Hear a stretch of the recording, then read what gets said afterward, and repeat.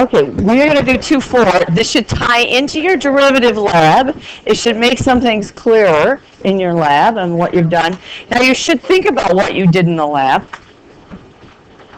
I know you can go through the motions of doing it and turn it in and get an A, but you should think about what it is. Okay, in this section we're going to talk about average rates of change, okay, Cole? Tangents to a curve, slope of a curve at a particular point or anywhere on the curve actually, and what's a normal to a curve. And we didn't get to the speed part, but we will because there's a whole bit section on the physics. The tangent line determines the direction of a body's motion at every point along its path. Okay, we're going to consider first average rates of change, average speed, average growth rates for population, average monthly rainfall. Average rate of change is a big concept on the exam. And it was tested at least 4 times on the exam. Okay, Grant, put that away, please. Okay, so an average rate of change is nothing more than slope. A rate of change is just a ratio of 2 changes. Change in y over change in x. That's slope. What level of algebra is slope from? Algebra 1. The first year you got into slope. Maybe even pre-algebra. So some of this is really just slope. That's all it is. So if you want to find your average speed, it's the change in your position divided by the change in your time. I'll give you an example. If I want to drive to Chicago, and here's my time, and here's my position, and Chicago is about 400 miles, just to keep it simple. 400 miles to get to Chicago. And let's say it takes me 8 hours. And you know all this. You know what your average speed is without even thinking about it. The minute you say you're in math class, then it of course changes things. So we're starting out at a stop, and then we're going to speed up and go at a constant speed. Then we're going to slow down because I need to put gas in the car. Then we're going to stop for a little bit, and then we're going to go fast again, and then we get to Chicago and I want to stop. So it's not a nice straight line, is it? Not in reality. What's your average speed? Because I like to go on trips out west, and I always think of my average speed. I know that I'm going to be driving, in Montana the speed limit is 75. I'm going to be driving 75 in Montana, but my average speed is not going to be 75 because I'm going to stop. So this is how you find your average rate of change. You find the slope between the 2 endpoints. So what is the slope? How many miles have I driven? 400 minus 0 over my time, which is 8 minus 0. And this is miles, and this is hours. What's my average speed? 50 miles per hour. Does that mean I'm driving 50 miles per hour? No. Some days I had to be driving 50 miles per hour. That's true. And that's about a whole theorem by itself. But that's just my average speed. I don't know the individual speeds, so I can't add them up and divide by how many there are. I have to look at it this way. It's the change in the distance that I travel divided by the change in the time. The population growth is the change in the population divided by the change in the time. Your average monthly rainfall, which is way higher than what we've been getting, is how many inches you have in a month over the number of months. It's a rate. Rate is a ratio. That's what that bar means. It's the ratio of inches to months. So the average rate of change is the secant line through 2 points on the curve. That's what you have to know. If they ask you for the average rate of change, that's all you're going to do is give them slope. Whoops. I guess I didn't hit the button right. Okay? It's nothing more than the slope. Algebra 1. It's a matter of knowing that definition. So let's go ahead and do a couple of problems. We're still on the front side, I think. Oh, no, I didn't. I turned. Don't force it. It's making it worse. Okay, find an average rate of change for my function, f of x equals x cubed minus x, on the interval from 1 to 3. Now, I could just do this, but I'd rather have a picture to see what I'm finding. And to do that, I think I'd like to find out what that graph looks like. And there are parts on the exam where you're not allowed a graphing calculator. This is a fair question, because I know how to look at that. First thing is, what's f of 0? That's 0. So I got a point right there, which is nice. Well, I'd like to find the intercepts because I know what a cubic looks like. It looks like this. They always look like that. So if f of x is equal to x cubed minus x, I want to find the zeros of that. So to do that, I'm going to factor that. So factor out an x, what am I left with? X squared minus 1. You should be doing this with me. And so that's equal to x, and then x plus 1, x minus 1. You should be able to factor that as quickly as I do. If not, we need to do maybe a little practice. And I'm going to look for the zeros. Where are the zeros? 1 and negative 1. Okay. So that I can graph this. And I know the shape, so all I've got to have is a couple points and I'm happy. So I have 0, and I have 1, and I have negative 1. And I know it's going to look like this. There it is. And all I'm trying to do is find the average rate of change from 1 to 3. So I'm going to start at 1. What's that ordered pair? 0, 1, 0. And then I'm going to do 3. And I want the slope of this secant line, which is actually pretty close to the tangent, because it's pretty darn steep. And so that's at, x is 3, what's the y value? F of 3. So all you do is substitute in, 3 cubed minus 3 is, what's 3 cubed? 27 minus 3 is 24. So all I'm asking you in this question is find the slope between 1, 0 and 324. Now on the exam, I know I can do it in my head. I know you can all do it in your head. But you will not get the point on the exam because what happens is they want to see that you know what you're doing. So the slope is, and I'm going to put my parentheses in there for slope. I got to slide this up. So let me write my points down here so I can see them. 1, 0, and 324. And you actually have to show the substitution into your slope formula. You do not have to simplify it. We will because it's easy. So this is 24, take away 0. By the way, is it easy to do this upside down? Yes. And 3 take away 1. So what's my slope? It's 24 divided by 2, which is 12. By the way, on the exam, you get full credit for this. If you do the division wrong, or any of the arithmetic wrong, you'll lose your point back again. It's only a 1-point question. But if you just come up with 12, you will get nothing. You have to show what you subtracted, even if it's easy. Okay? They want to be convinced that you didn't just guess that number or look on somebody else's paper. You have to show that. Okay? Is that okay? Now, if you look that up in the book, Drosophila. Just, oh, do you know what it is? Yeah. No. It's what? It's fruit flies. I don't know anything about biology, so I didn't know. They looked it up.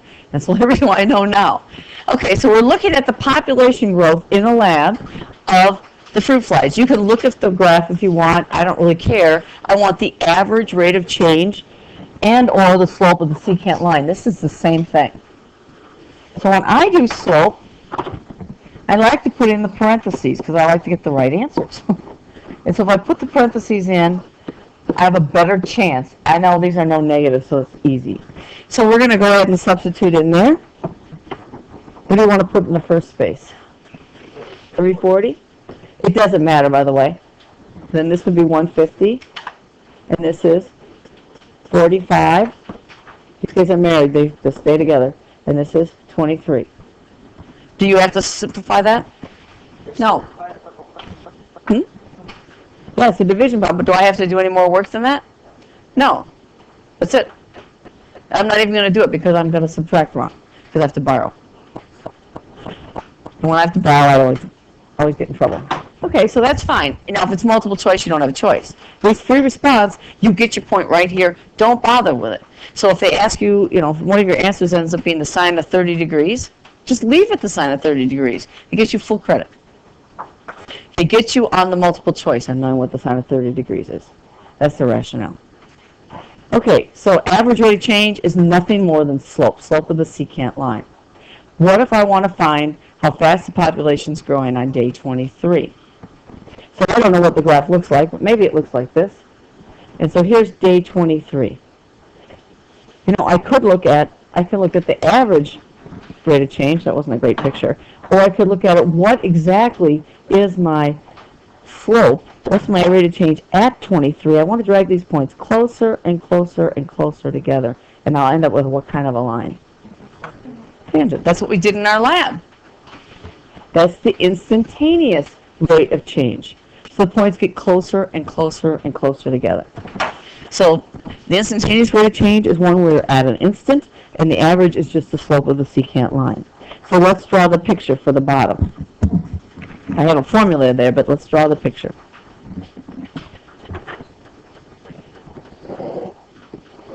So we take any function, it doesn't matter.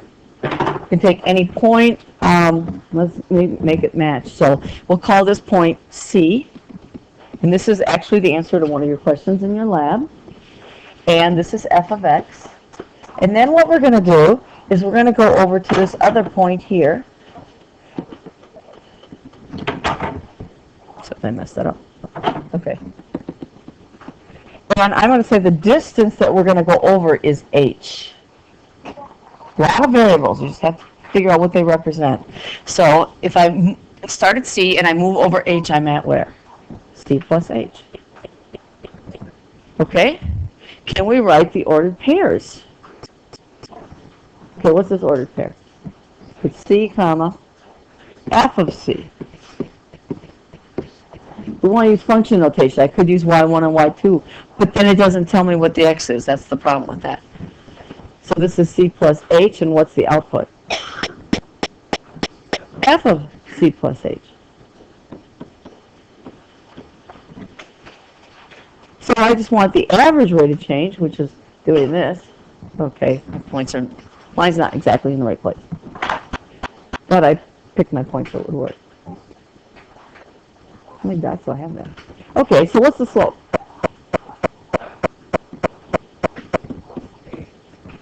Yeah. So it's f of C plus h minus f of C, right? And then this x value is C plus h minus C. I write that out because when I simplify it, you'll get the formula we always use, but I don't always see slope there. I see slope here. It's the change in y over the change in x. I'm still doing the slope of the secant. This is the average. So the slope of the secant, if I simplify that, which I don't have to, but it's this, f of C all over what? H. And then what am I going to do? If I want to find the slope at C, I'm going to take this point, I'm going to try, and I'm going to drag it down the curve. I'm going to get these closer and closer and closer together, so close that they just about touch. What's happening to H? It's going to what? 0. Why do we need limits? This is why we need limits. Okay? So if I want the tangent line, I want to let h get really, really tiny.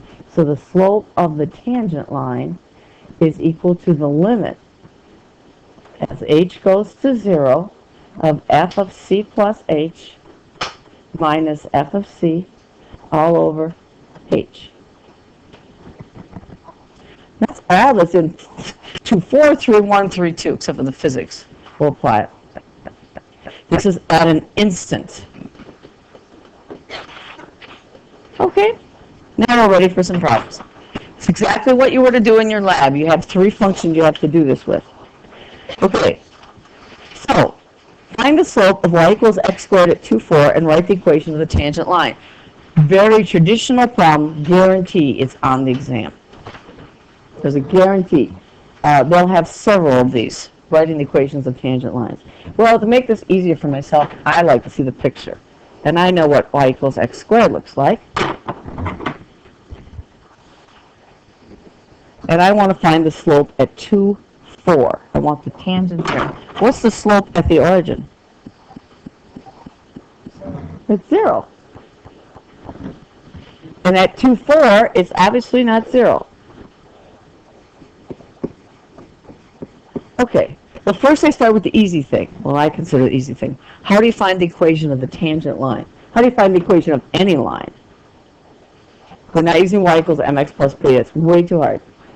It's y minus y1 equals the slope x minus x1. Then I asked the previous class, I said, do you know where that comes from? Most said yes, but then when I showed them where it came from, it was like, oh, what's the slope formula? It's y minus y1. It's the change in y's over the change in x's. What will I do with this equation here to get the bottom one? Cross multiply. That's where that comes from. It's so much easier than y equals mx plus b. Okay, so I like to do the easy things first. So I know some things here. Let me make you understand. Okay, what's the y value? 4. What's the x value? 2, and all I have to do is find the slope, which is always, always a number. Okay, so let's find the slope.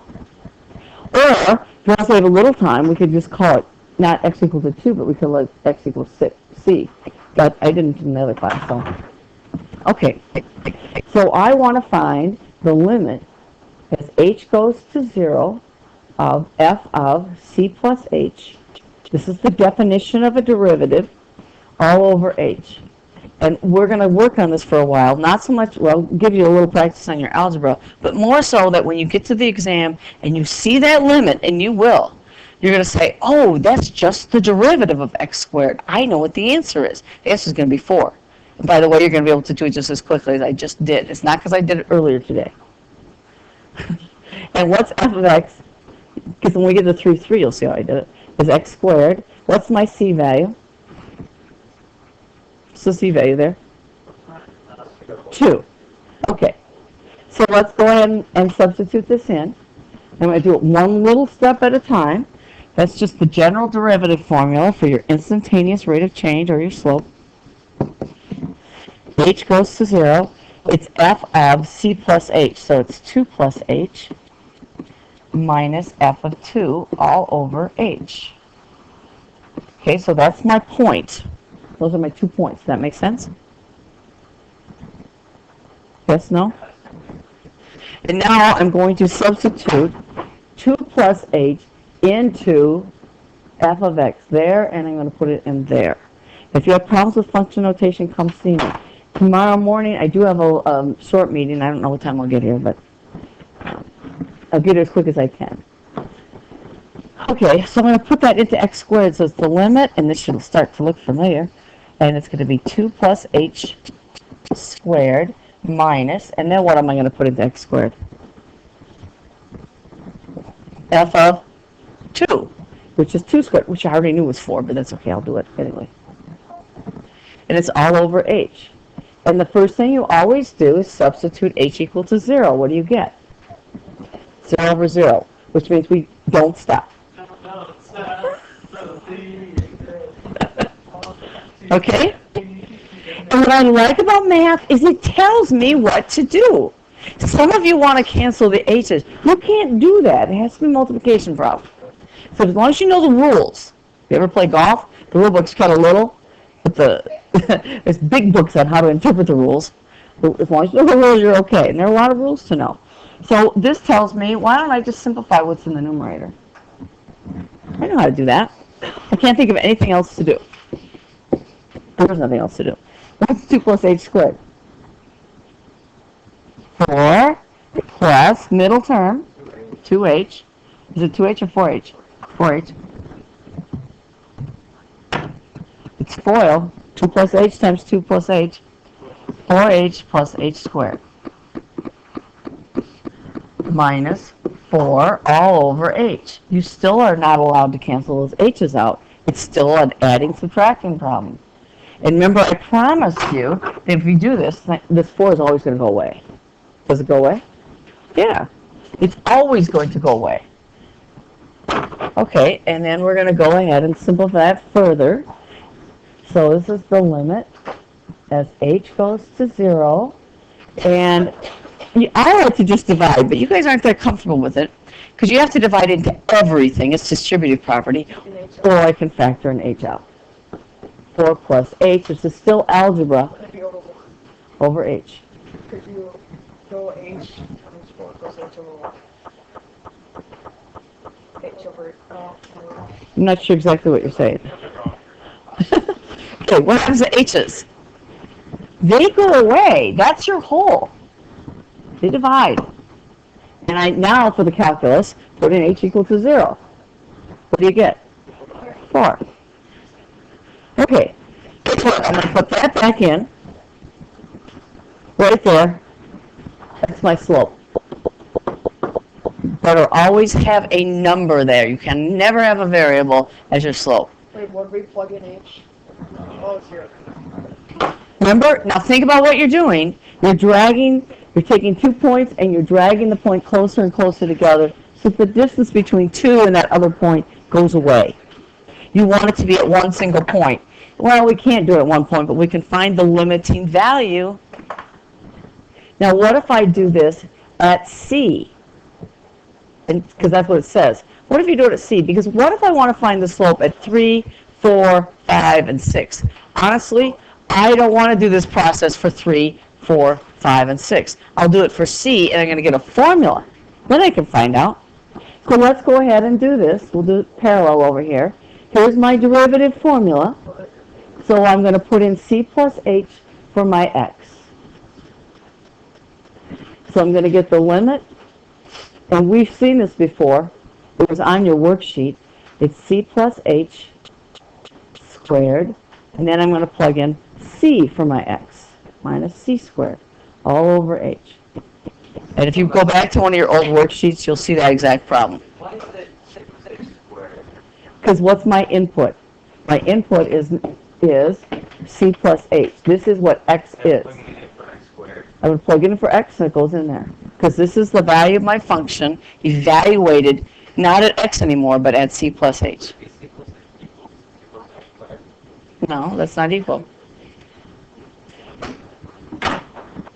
If f of X is equal to X squared, then what's f of C plus H? If you put it in here, you put it in there. So it's C plus H squared. So it's like a number. It is a number. All those letters are numbers. Algebra is just arithmetic with letters. Yeah, keep it simple. Okay, what's this give you, Adam? It's going to be, well, the whole equation. Up here. What's this going to give me? The limit? I know what the answer is going to be. It's going to be 2C. Some of you will see it, but anyway. What does that multiply out to give you? C squared plus CH 2CH goes plus H squared minus C squared. And they cancel because I promise. You don't believe me in the beginning, but they always cancel. And then take out what? Factor out a H. So often it's easier to do this at some point, call it C. I'm going to factor an H out of this top expression, and then I can reduce that. Now for the calculus, plug in 0. So it's always going to be 2C. Right, it's 2 times the x coordinate. So when x was equal to 2, we had a slope of 4. It's doing it for any point on the curve. And you get a function. When x was equal to 2, the slope is 4. What if x is equal to 3? The slope is 6. Now, when I go back to my curve, does it make sense? Isn't the slope steeper here? What about, because remember the slope is 2c, what if c is equal to 0? What's the slope? That's the bottom of the parabola. We're going to use that to find maxes and mins. We're going to use calculus to do it. We'll actually see why the vertex point of a parabola is minus b over 2a. kind of cool to see that when we give it to you. So, yeah, this is where math starts making sense because it's all being pulled together. Yes. You the two for the below with the x equals h, you put you're just taking the x value. That's the x value. And that gives you That gives you the slope at that point. If I make it c, then I can change where the point is later. okay, but the answer you get would be the slope at that point. Right, which is 4. Okay. Now, you guys, we did this. The slope was equal to 2c, so this is actually not bad. It says I want to write the equation of the tangents at these 2 points. Now, you should be almost done by the time I get this set up. So it's y minus y1 is equal to the slope at x minus x1. So, at negative 1/2, 1/4, what's the slope going to be? It's going to be 2 times the x coordinate. That's correct.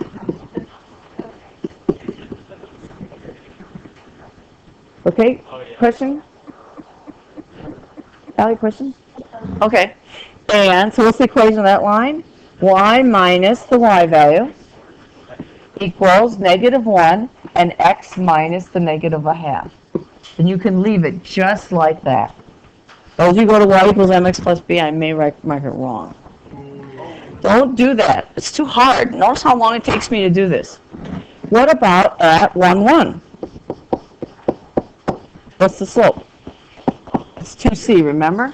So it's 2. So it's y minus 1 equals 2 minus x minus 1. That's it. That's all there is. You're not going to like the algebra with the derivative part. C is equal to the x coordinate. Don't make it hard, because it's not really that hard. Okay, ready?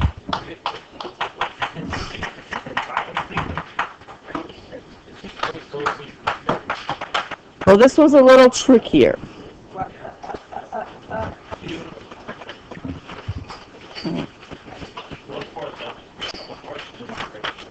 Oh, before we do that, we should do this.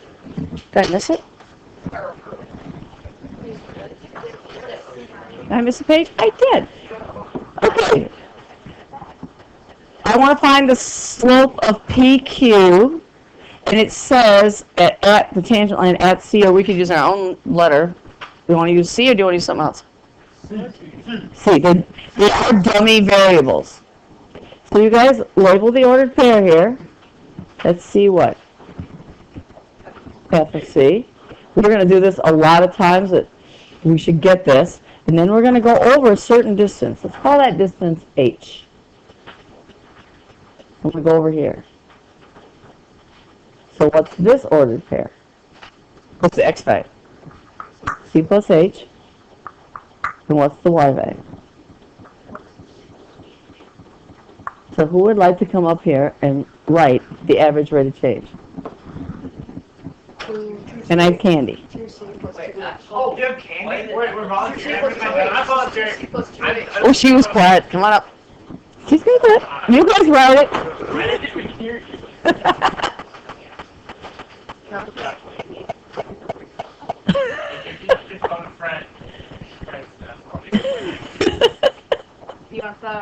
Average rate of change.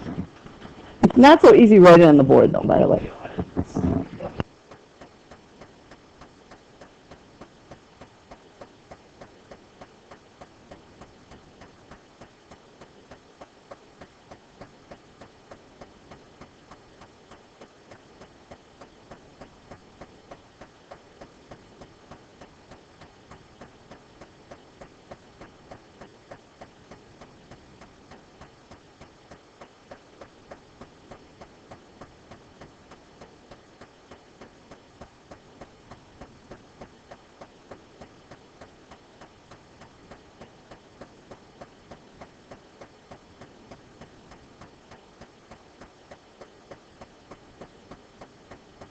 And find the slope of the tangent line at x equals c. So who wants to finish it? Grant? Want to do the instantaneous one? Okay, come on up, Adam. He's too slow. Oh boy. Whole thing for me. Just one. Thank you. Well, we have Monday. Because you know what Monday is. I'm doing B, right? Yeah, B. Adam, Jesus. I have to pull the audience.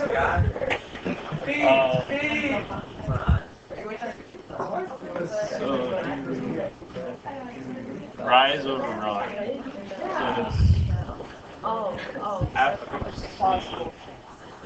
What am I forgetting now? I need my notes. No, you don't. FC You got it right up here. minus. Do I just rewrite that and solve it out? You don't have to solve it. Then you solve. Overthinking it? Definitely overthinking it, aren't I? I'd say he's got 5 more seconds or he's gone. 5, 4. Go ahead and simplify it. Simplify it. Do I have to write limit as Mm-hmm. C?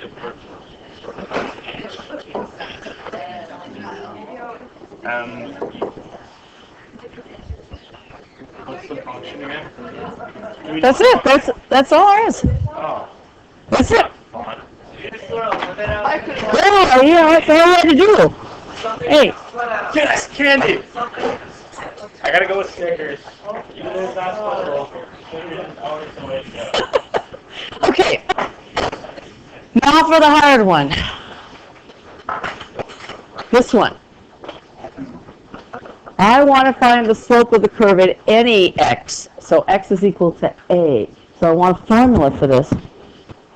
Does somebody want to try and write it up? You just were up here. Grant, you want to do it?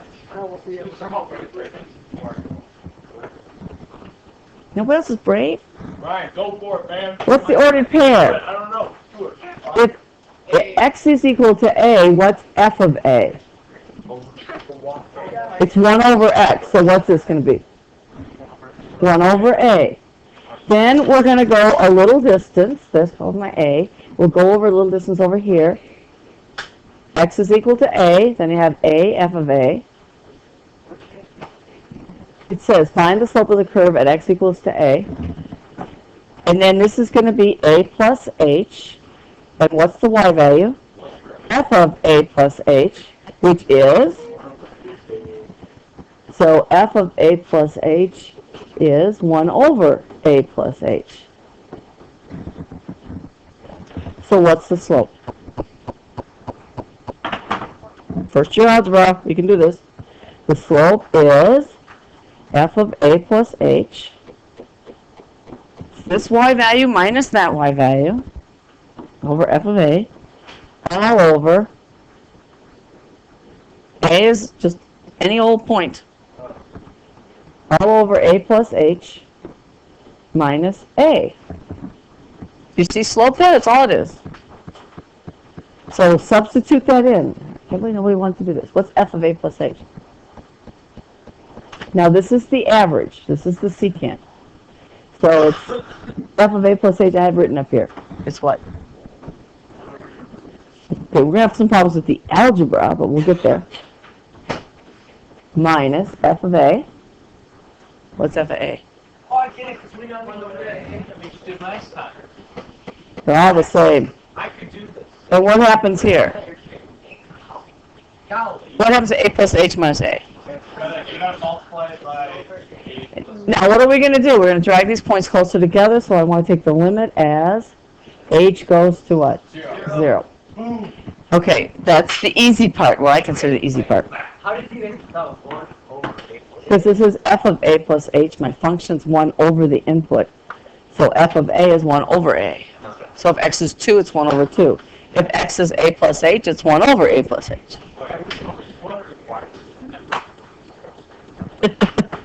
Now you know. How do I do the fractions? This is of the tangent line. Well, you guys like to get common denominators. That's way too hard. Why don't we just multiply by the common denominator of the denominators of all the little fractions in here? The 1 over a plus h. The big bar is the big fraction. So I'm going to multiply by a product of the a plus h times a really times 1, but I don't want to write the 1 down. So it's a times a plus h in the numerator of the big fraction, and then the denominator of the big fraction. You're not going to put it down there at all. We're going to clear out the fractions. It's a lot easier. Are you a lefty? Hmm? Are you a lefty? Mm-mm. I broke my arm last year, so I learned how to do it. Okay, so we are going to take this and distribute. We're going to multiply it times this one, and then times this one. And we'll have the case of the invisible parentheses for some of you. And of course, you get the answer wrong with the invisible parentheses. We were kind on that, by the way. Okay, so the slope of the tangent line is the limit as h goes to 0. Because if I plug in 0 right away, I'm going to get 0 over 0. Now, what happens here when I multiply 1 over a plus h times a plus h? What's these a plus h's? When I multiply this term with this term, the a plus h, I picked it that way. I can multiply by whatever I want, but I don't want that a plus h there. So I'm left with an a. Minus, and those of you with invisible parentheses will get the wrong answer, so be careful. The a's go. Do I need those parentheses? Oh, A plus H. Yes, I do need those parentheses. Not really. Oh, yes, I do, because you will get the wrong sign. And then you guys, we train you so well to multiply that out, but don't. Because you can't reduce it if that's multiplied out. You have to factor it. So factoring that again is not going to be easy. So let's just leave it factored. Now, why do I care about the parentheses? Because what's going to happen to the a's? They're going to go away, but what kind of h am I going to have? Negative. If you don't have the parentheses, it's wrong, because you'll get a positive h over h times a plus h. And what happens to the h's now? I get a minus h. Pardon? No, because it's A minus. I can't cross a plus h's here because this is subtracting. No, this is, you cannot. Can you do 3 minus 2 over, who cares, times 2? 4 times 5 times 2. Can you cross out the 2's there? No. Algebra is nothing more than arithmetic, but with letters. So since you can't cross out the 2's here, you can't cross out the a plus h's there. So you have to simplify your numerator, which ends up being a minus h, so the a's go away. And then, now since it's all multiplying, I now may reduce. So h goes into h once, h goes into a once. And so now let's do the calculus. Let h go to 0. So what's the answer? Negative 1 over a squared. And a squared is always positive. This is our slope of our tangent line. Look at the picture again. What's true about my slopes everywhere on this curve?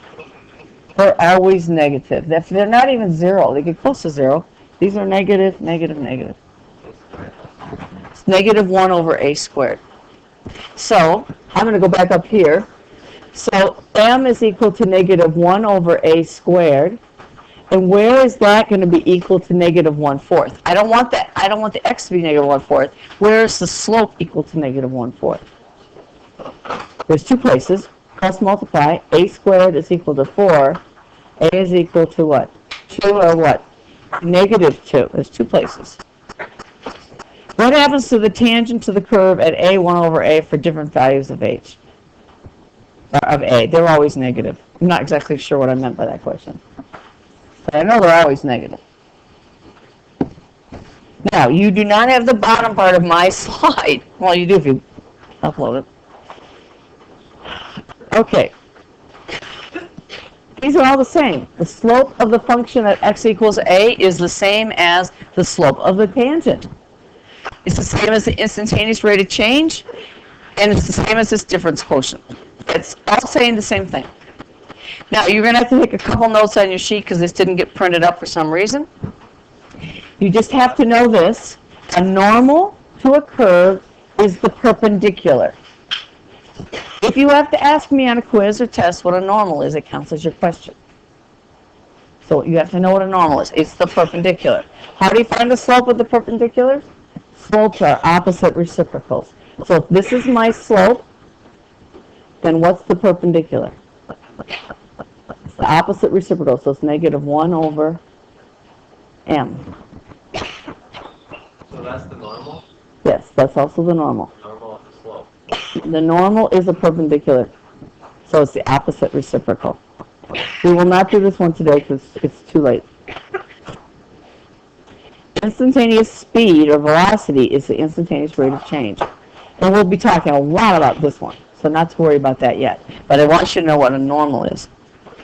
Wow, we still have 6 minutes.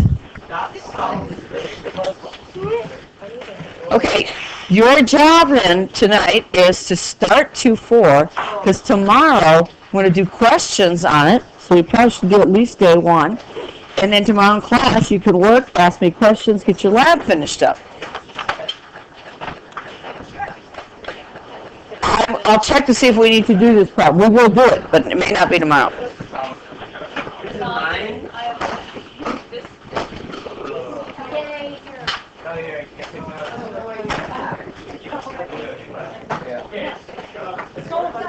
Yes.